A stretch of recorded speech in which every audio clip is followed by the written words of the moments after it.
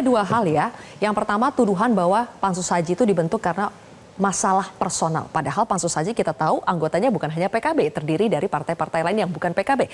Yang kedua, Bang John, soal tadi Mas Adi bilang, ending Pansus ini kayaknya bakal nggak jelas deh, akan diragukan. Coba Anda tanggapi soal personal, masalah personal dengan ending yang tidak jelas. Ya, Mas Adi bisa saja berpikir demikian. Tetapi harapan kita, harapan anggota DPR, harapan masyarakat Indonesia jelas mengarahnya kepada perbaikan. Kita ya seperti ya berulang kali saya katakan, kita harus memecahkan permasalahan 5.200.000 lebih calon jemaah haji yang menunggu untuk diberangkatkan. Yang antriannya seperti yang saya katakan tadi. Nah, kita penyelesaiannya melalui apa, Mbak? Ya, kita perlu suatu terobosan yang yang komprehensif untuk menyelesaikan permasalahan haji ini. Kekhawatiran-kekhawatiran itu saya pikir wajar-wajar saja. Tetapi setidak-tidaknya ada suatu pengharapan buat kita untuk menyelesaikan permasalahan haji ini yang lebih baik ke depannya. Mbak, kita harus siapkan ya pengelola haji itu. Kalau seumpamanya ke depan terjadi penambahan kuota, ya sekarang kuota standar kita sebagaimana yang disampaikan Komnas Haji tadi 221.000 kuota nasional. Tidak menutup kemungkinan di tahun 2025 menjadi 250.000, menjadi 270.000. Pemerintah Arab Saudi sudah mempersiapkan infrastrukturnya terhadap itu.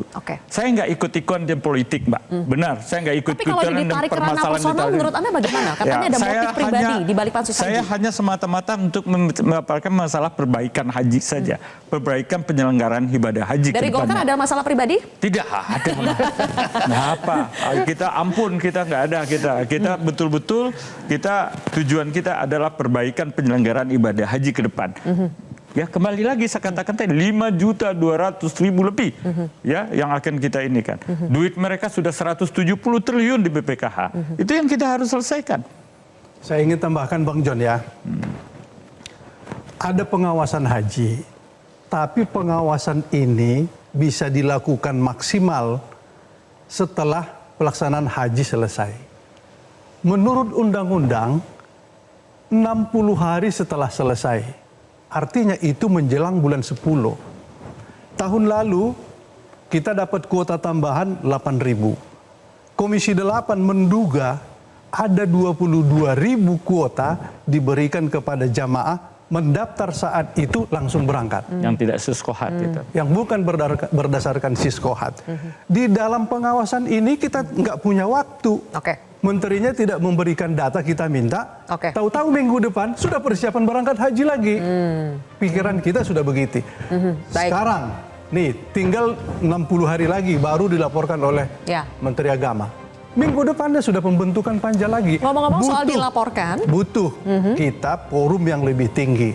Bukan panwas saja, tetapi ini pansus yang ini kita semakin butuhkan. bergulir Pak Marwan, karena ngomong-ngomong soal dilaporkan, Menak ini sudah dilaporkan juga ke KPK. Nanti kita akan bahas lebih jauh pemirsa sesaat lagi.